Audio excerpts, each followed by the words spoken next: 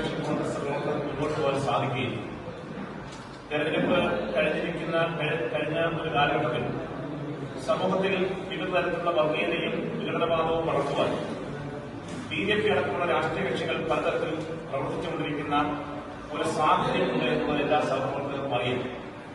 നരേന്ദ്രമോദിയുടെ നേതൃത്വത്തിൽ ഈ രാജ്യത്തുടനീളം വർഗീയ വിഷം വാരിക്കൊണ്ടിരിക്കുന്ന ഒരു സാഹചര്യമാണ്. ആ സാഹചര്യത്തിലും ആണ്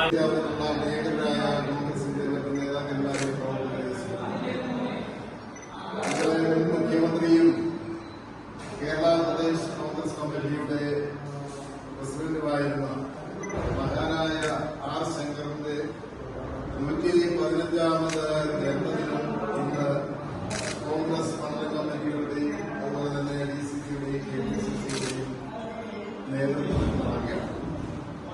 മഹാനായ R. ശങ്കറിനെ സംബന്ധിച്ച് പറയുമ്പോൾ ഇവിടെ സുരേഷ് കുമാർ സൂചിപ്പിച്ചതുപോലെ വിദ്യാഭ്യാസ മന്ത്രിയായും ധനകാര്യമന്ത്രിയായും കേരളത്തിന്റെ മുഖ്യമന്ത്രിയായും നിരവധി വികസന പ്രവർത്തനങ്ങൾക്ക് തുടക്കം കുറിച്ച ഒരു നേതാവ്.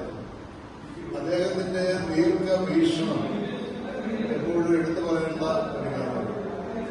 അത് പറയാൻ കാരണം ലക്ഷക്കണക്കിന് യഥാർത്ഥ ഒരു രാജ്യസ്നേഹി, യഥാർത്ഥമായ ഒരു മതേതരവാദി,